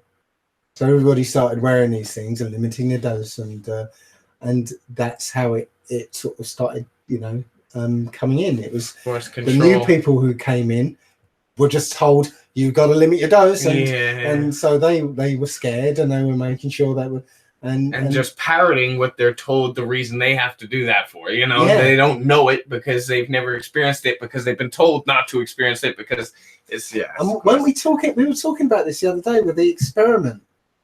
Remember the experiment where the people, there was like, you're going for a job interview and there were 3 people sitting there, and a bell would ring, and these 3 people who were in on it would stand up. Yeah. And it was a social experiment to see if the person would comply. Yeah. So that person would sometimes like look and they would start standing up, and the bell would ring again, they'd sit down, so he'd sit down. And then they get somebody else who would come in who doesn't know what's going on, and he would usually stand up and sit down as well. Mm. And then eventually they'll get rid of the original 3 who were in on it. Yeah. And you'll have a whole seat full of people who are standing up and sitting down and have no idea why they're doing it. Yeah. And it's the same thing. The new people come in and there's saying, "Oh, you got to wear this dosimeter, and you got to make sure you don't ever get into the red," and and so they just believe the whole thing. And believe the danger. So once I found out about Galen Windsor, I started looking at Chernobyl, and it turns out that, again, it's another thriving place. All the wildlife, because there's no humans in that place anymore, all the wildlife has gone in there and taken over, and they're thriving. But there was also a whole group of old women who just did not want to move. When they live in the hot zone, and the government said, "Oh, you've got to move, it's dangerous." They said, "No, we're not moving." And they stayed there. And nothing wrong at all. They're fine. Yeah. And when you look further into it, you find it was something like 15 people died of something, and they attributed it to radiation. Right. And everybody else who apparently got radiation sickness was cured. Right. So it's all bullshit, and they've been holding this nuclear thing over us for generations now, and scaring people. I remember in the 80s there was this nuclear war threat between Russia and America and England and everything, and there was a TV show, not a TV show, it was a cartoon film, right? And it was an animated thing about this old couple in this house, and the war started, and they were like hiding under their table with the sheets and over it and everything, and this film was showing how they were deteriorating because of radiation sickness. Right. And I remember it scaring the pants off me. Of course. Yeah. Yeah. And there was all these. So they've been holding it over us with using the fear to keep us compliant, and it's worked. It's been amazing. It's worked excellently. It scared a lot of people. I postulated that they were just doing it to like perhaps cover up for judgment when it happens, if judgment, like, that's just obviously completely out of my head, but like to cover up for if they're a massive act of God, and they say, well, you know, a nuke's gone off in wherever. Sure, they can hide stuff with that, but you know what? We've now associated a mushroom cloud with a nuclear explosion. Yeah. But any large enough explosion will create a mushroom yeah, cloud. like, have you ever seen those neutron bombs? They do a similar thing. Big sonic boom and a mushroom cloud. And of course, when you go back and look at the videos of these explosions, What, the nuclear tests? Yeah, the nuclear tests. It's like, yeah, they were designed for people back in the 60s, yeah, or the 50s and whatever, and it just doesn't cut it now. It's like, hang on a second. That is a very good point. It's like going back and watching the moon landing now. If you go back and watch, I encourage anyone who's skeptical to go back and watch those old nuclear tests, and you will find several problems with them, and you'll probably just laugh watching them because it's a joke. It really is a joke. But they scared the pants off the people back in the 50s and stuff, so it worked beautifully for them. Sure, this guy's like a dedicated troll. I see him all the time. He's on my page too. It doesn't matter. Dave, have you ever thought of live streaming experiments to prove the world is a flat plane? I don't think it's necessary. What does he want him to live stream? Yeah, what do I do? I take the camera down the beach and look, it's flat. See, there you go. I can do that. Yeah, I don't think that's necessary, to be honest. All right. I remember the ads. Open My Eyes says, I remember the ads about nuclear war, scary shit. Now we enter Cold War 2. Yeah, well, they're doing this. We've been in the Cold War for some time. They've been hanging North Korea over you. Then they'll hang Russia over you. Iran. Yeah, Iran, as well. They're just hanging them above you. It's been in the works forever. Like, yeah, we've been in that Cold War for a time. D. Murphy 23. Dead Reckner says, can you comment on the jet fuel hoax? We've actually, if you go back and listen, we've spoken about that in some depth. The Earth isn't flat. Haven't you guys ever seen a mountain? Yeah. Okay. Oh, good grief. Yeah. A mountain? What?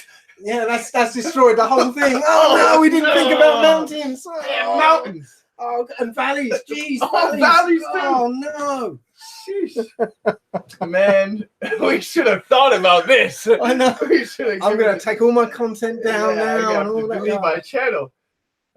Google vegan health issues. Okay, you're saying there's health issues. There's health issues with everything. Okay? Yeah, you know what? There's a lot of foods that vegans eat. Right? That isn't good. There's a lot of them still eat soy, for God's sake. Yeah. They're because there's loads of those replacements for things, right? And I think those are just as bad. I never, even when I did my vegan thing, it was like, what is the point of me getting a fake sausage? You know what I'm saying? Like, exactly. What is the point of this? That stuff will be just as bad for you. I was drinking almond milk instead of milk, but I don't really know, I don't really know what it is. No. So I had to leave that. Yeah, but if you go to a fruit diet and drink distilled water, doesn't.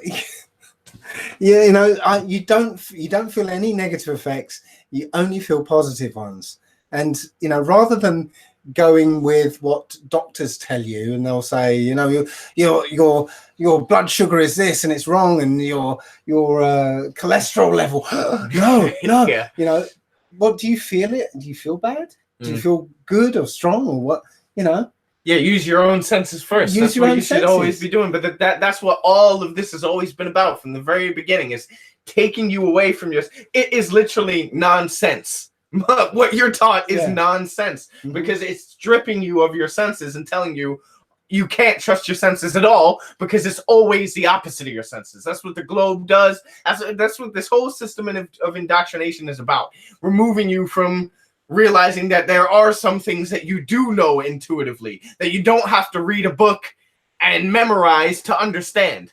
But they've made you just totally abandon your common sense and supplement it with philosophy from several other people that they propped up as geniuses and all these kinds of things.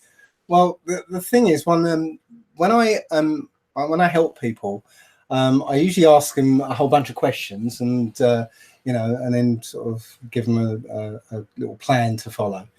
And two of the questions I give them is, what's the diagnosis? and what symptoms you're experiencing.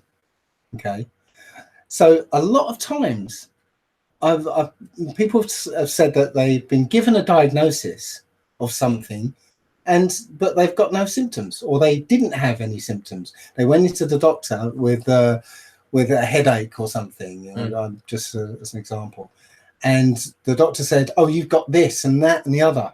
Yeah, and I was like, "Oh, okay." But do you have all the symptoms for those things? No, I had a headache. You know?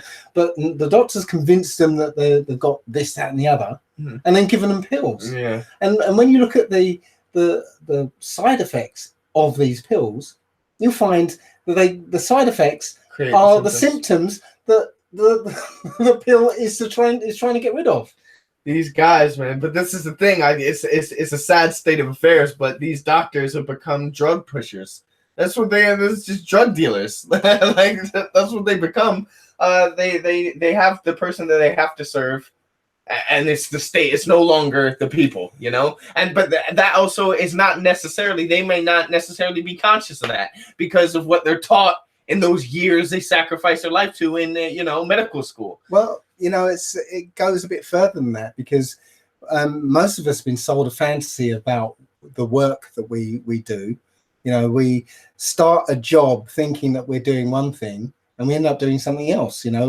Somebody who really wants to help people and uphold the law and all that good stuff. Protect and serve. They end up being thugs and tax collectors. Yeah, that's what they are. They used to be tax collectors, and they're now murderous enforcers. Yeah, they're awful. I see footage after footage of all types of people. They just like it, especially in the States where it's like a situation is calm until they arrive. Yeah, the whole point of them is to settle, keep order, right?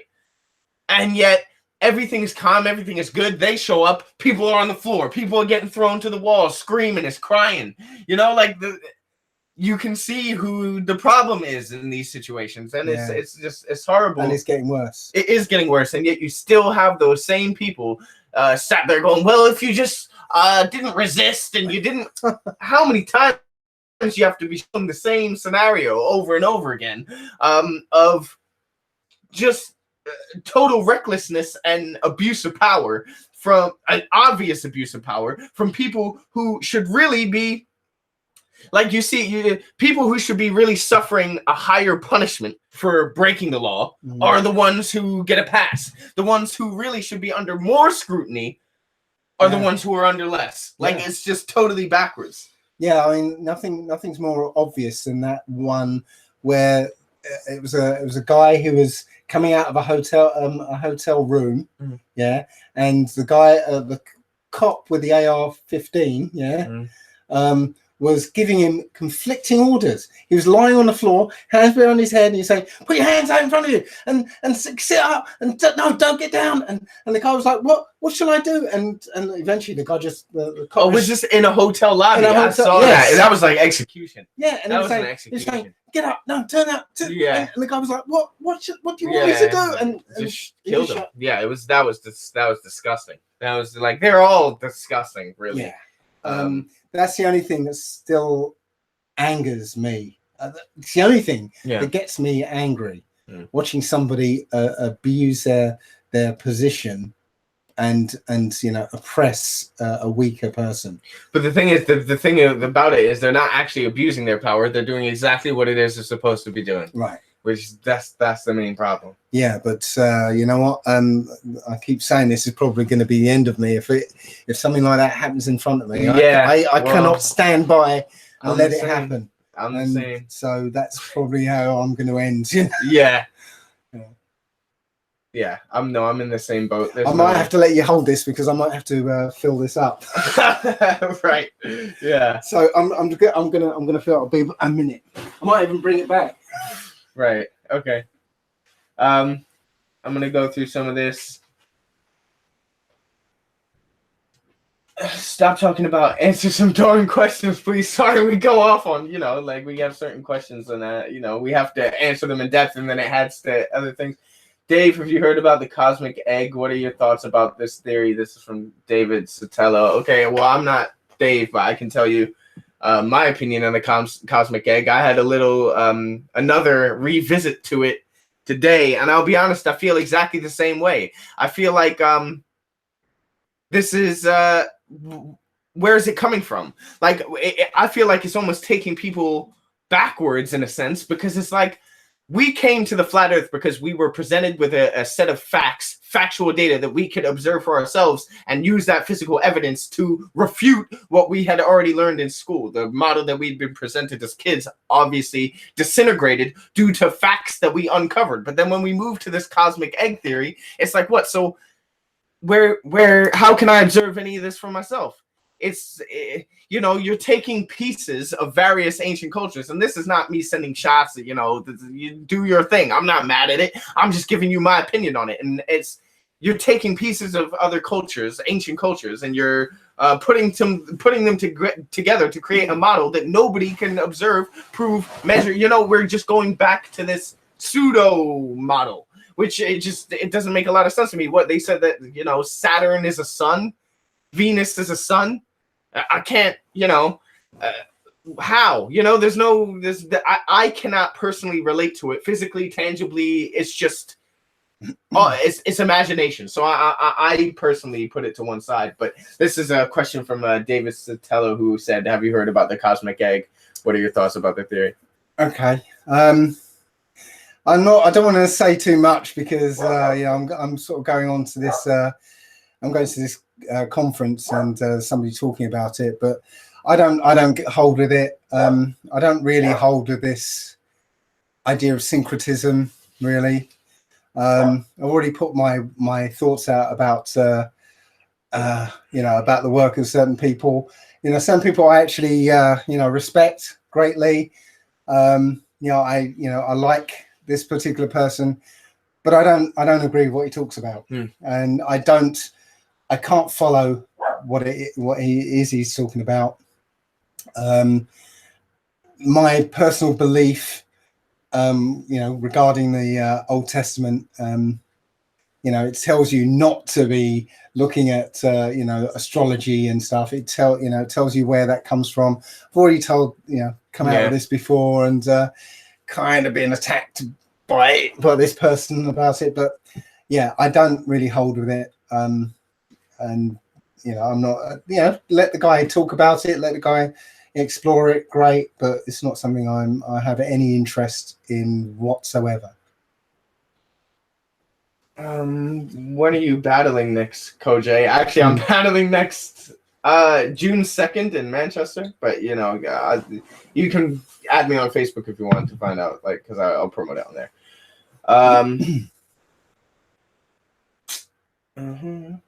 Where's any questions? I know there are probably some that I've missed. I'm trying to look through them. Holographic universe. I don't even know.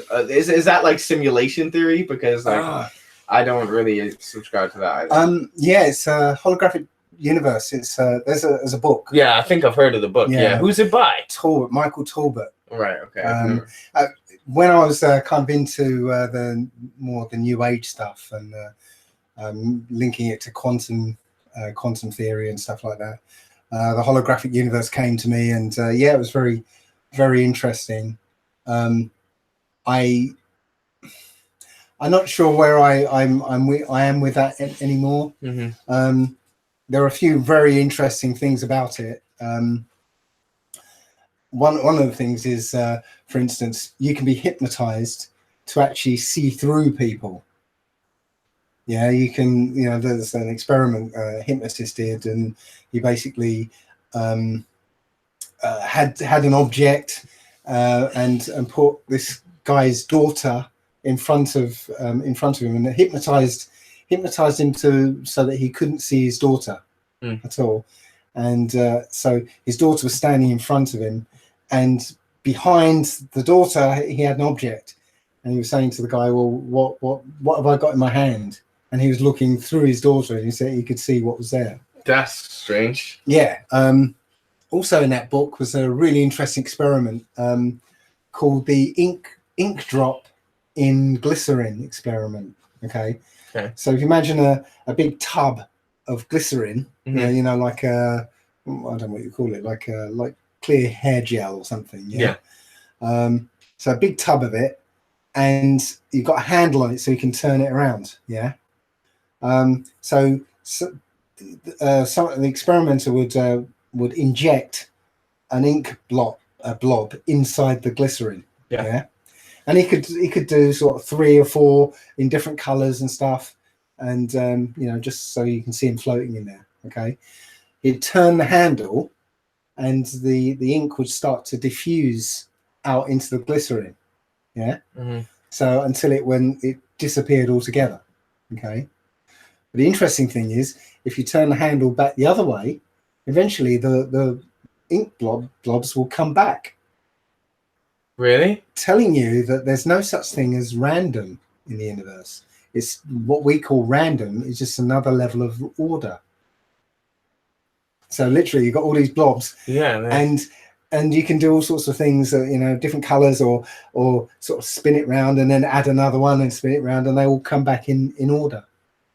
That's pretty incredible. Yeah, very incredible. So that book was full of you know, some really amazing things like that.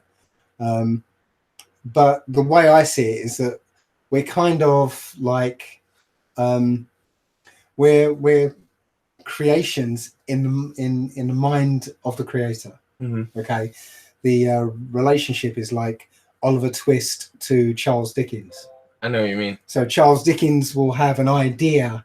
He'll create a whole world for Oliver Twist to inhabit, and it will populate that world of characters and you know, design the place that he lives, and then lets him go and have his own free will. And he literally, you know, Charles Dickens writes down what the guy does. Yeah. You know, what all the other characters do.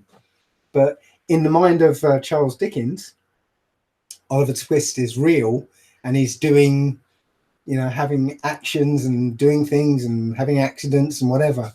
Yeah. So imagine what an infinite mind can do. Yeah. Yeah. Very interesting. Very interesting. I'll have to read into the book. Is it worth reading, would you say? Or? It's worth reading. Right, okay. But that's what I just said there was just my interpretation of where I am now. I don't really go with the, well, it is holographic, but then okay, so I reckon it does still fit, because one of the things that the holographic universe comes out with is that a hologram uses a kind of like a kind of mathematics to figure out how to store the data to build a hologram. Okay, there's a kind of certain, it's called Fourier transforms. Yeah. And it turns out the brain uses the same Fourier transforms for interpreting this 3D world that we're experiencing. The whole of reality. Yes. So our brain stores the conception of this 3D reality in these mathematical terms. Right. So if our brain does it, then maybe the mind of the creator does it, and so on. So yeah, I'm, you know, if you think about it, you know, this whole universe could just be you know, around you, just like a video game. I've had these kind of thoughts before, you know. Yeah. Kind of if you're playing video games all the time, you must. Yeah. I wonder it. Yeah, but you know, the character on screen that you're playing, well, the whole world is created for that character. Yeah. And you know, there are other characters moving in and out and stuff.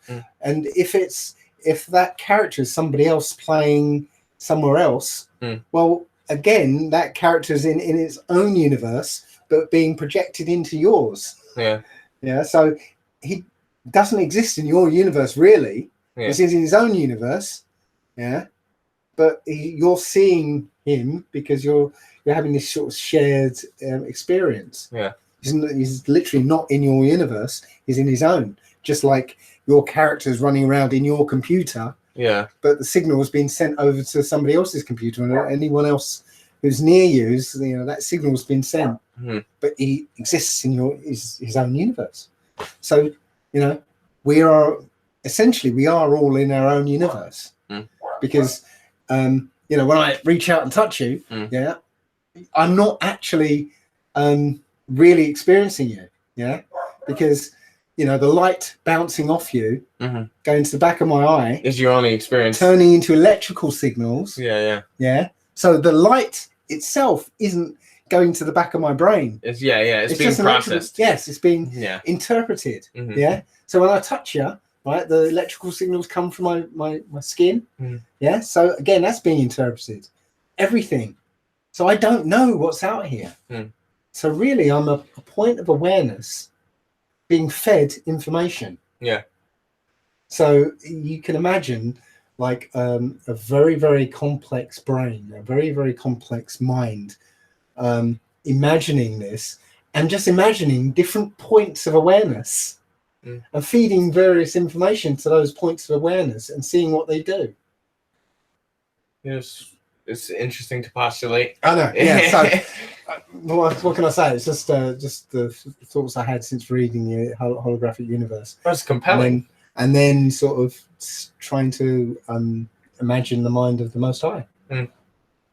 It's compelling. I don't think I've ever really thought of it that way. I've had similar ideas with with the whole game thing. This was prior to even maybe coming into the truth. Just in playing video games and having that kind of an idea. Like what am I actually perceiving? Is what is that I'm actually understanding here. I'm sure there's been other questions like people getting mad because we're not answering questions. Yeah.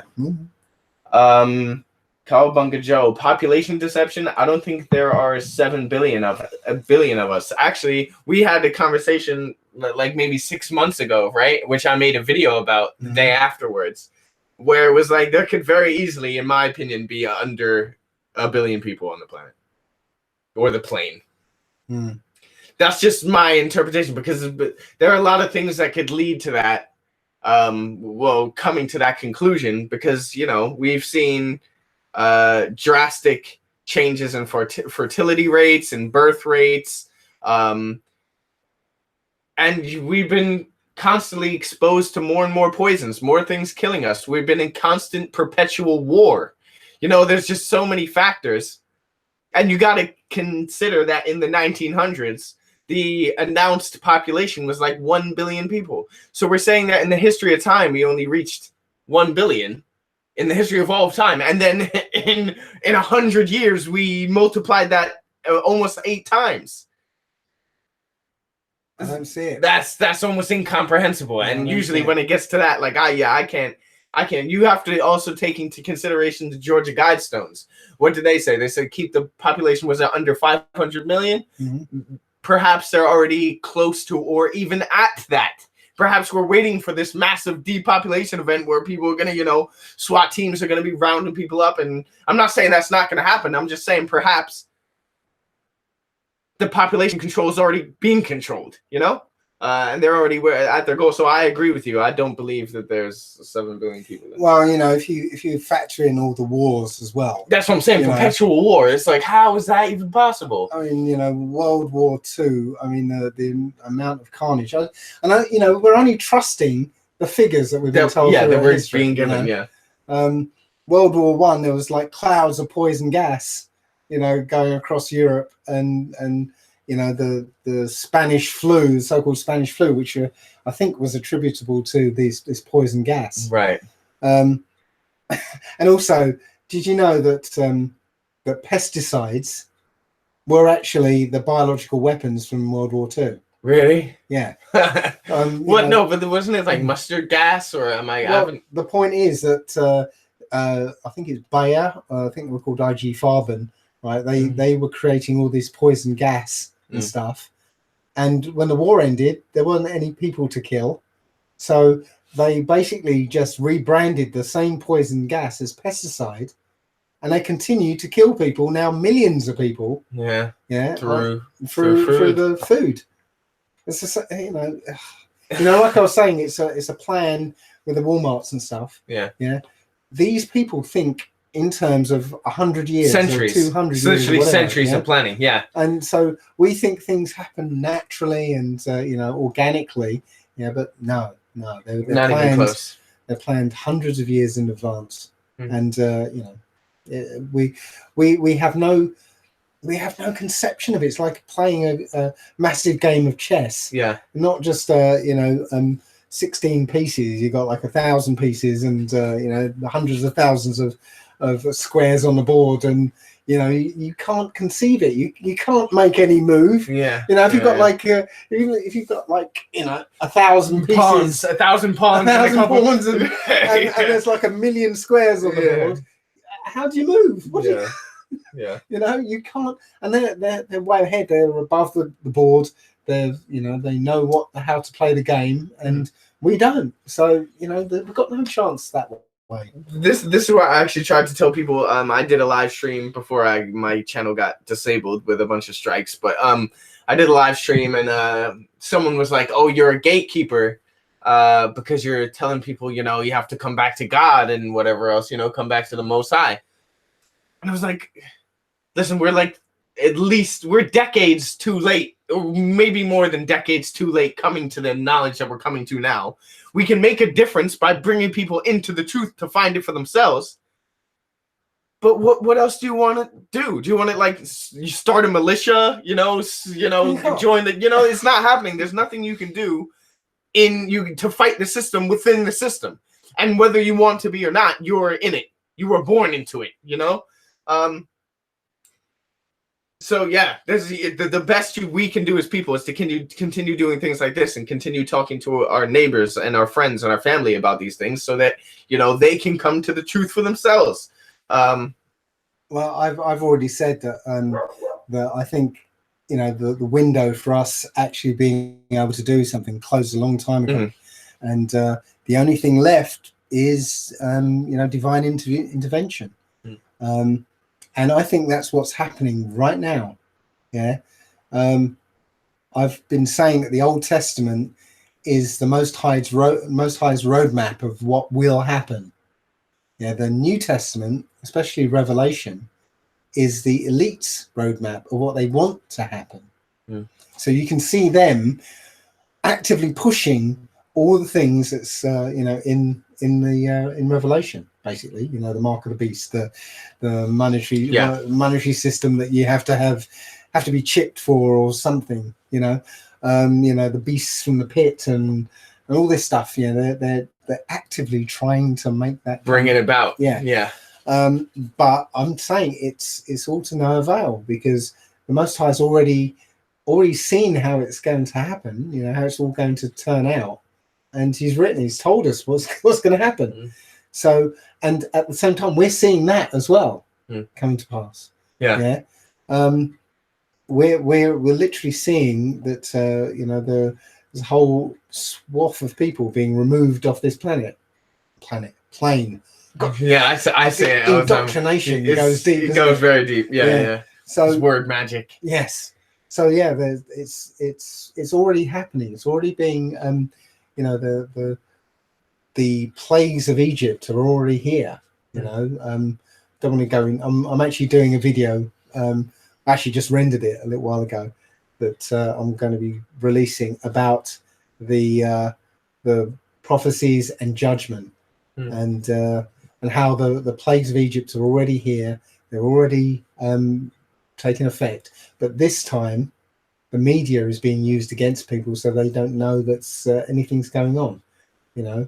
You might hear of something strange like a million fish washing up on dead on a shore somewhere, but then it disappears. You don't hear the other stories that go with it.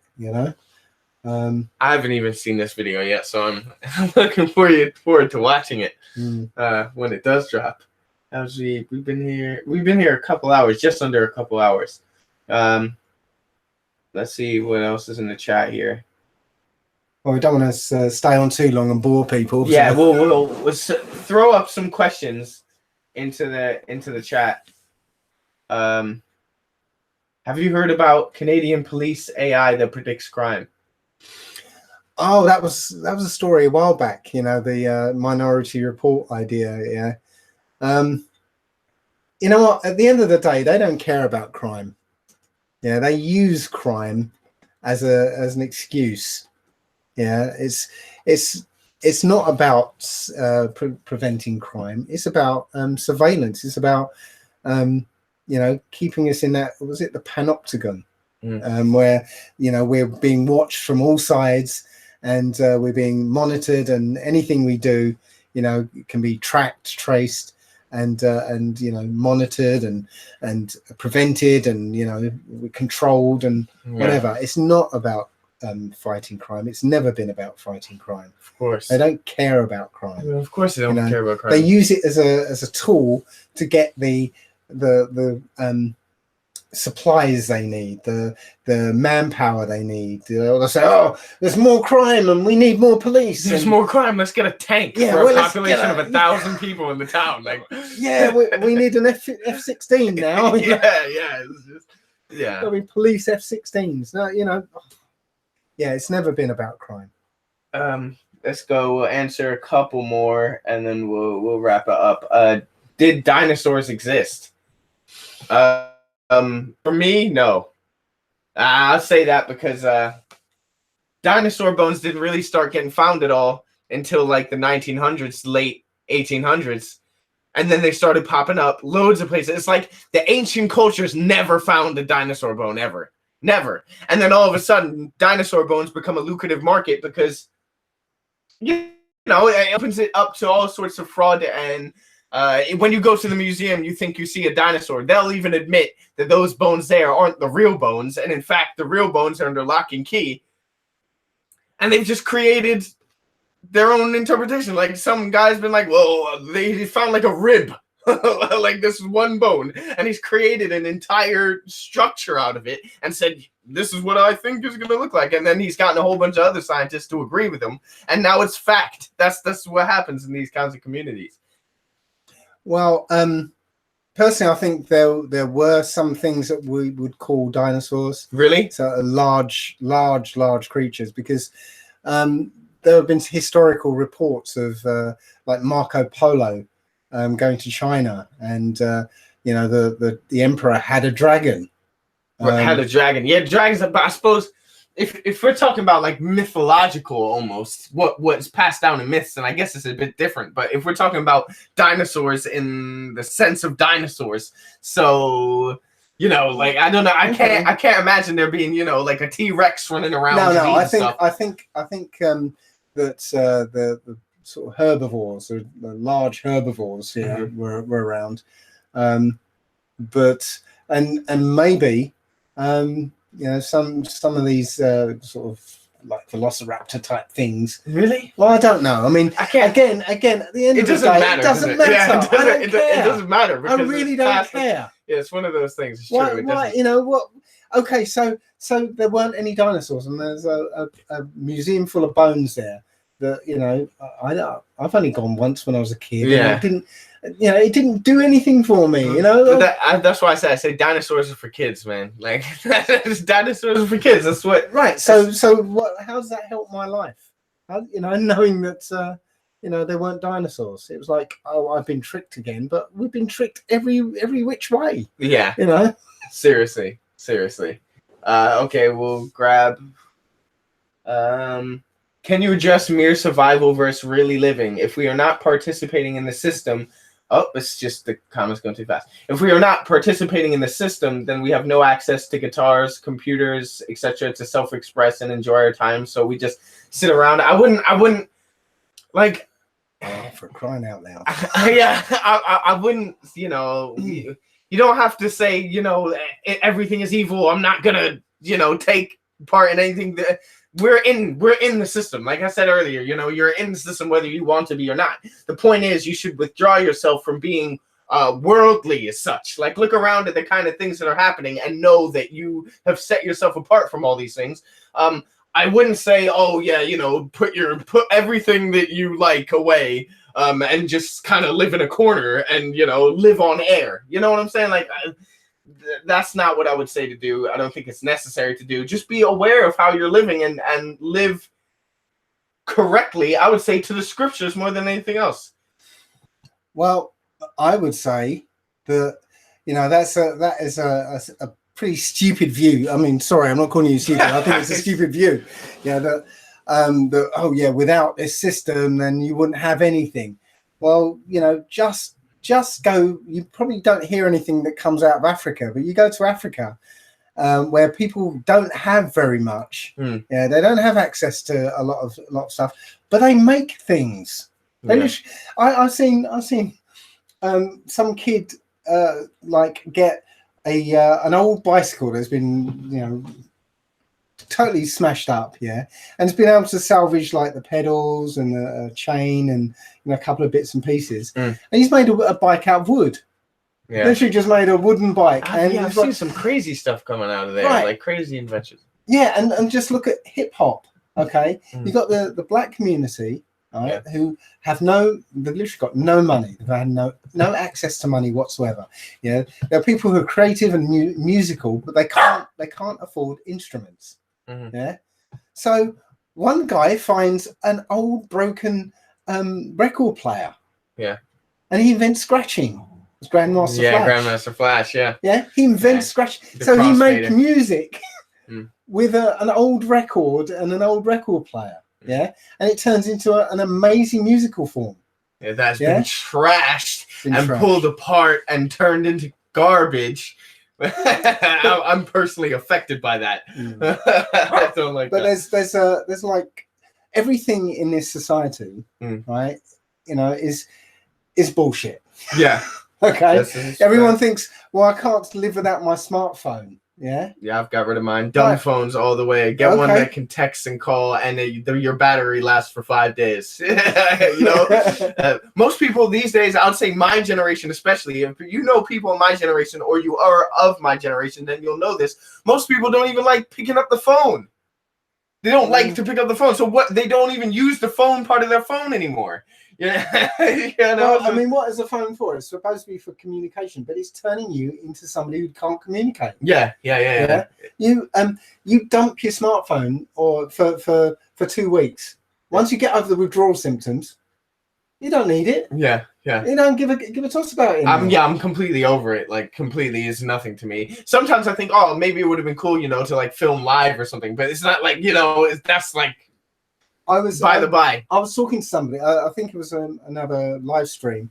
Them saying, but without technology, we wouldn't be able to talk. Because so and so's in Australia. So and so's in America. So and so's in Scotland. Without this technology, we wouldn't be able to talk. I said, that's right. But you know what? I'd be talking to people around me who are more important than these people in other countries because they're part of my community, part of my experience, my environment. So we've been taken away from what's real by this fake stuff. And for somebody to say, well, what are we going to do without all this fake stuff? Well, we'll do real stuff instead. Very true. Very true. Okay, should we take one more or should we? Yeah, I think we don't want to bore people. Right. Okay. A couple of hours is enough. Right. Okay. Yeah, we'll close it out then. But thank everybody for the questions. It's been fun. I hope you got a lot of insight. You probably did. Usually do. I do anyway. I don't know about you guys. So thank you guys for listening, and I suppose we'll catch you on the next one. Well, cheers. See ya.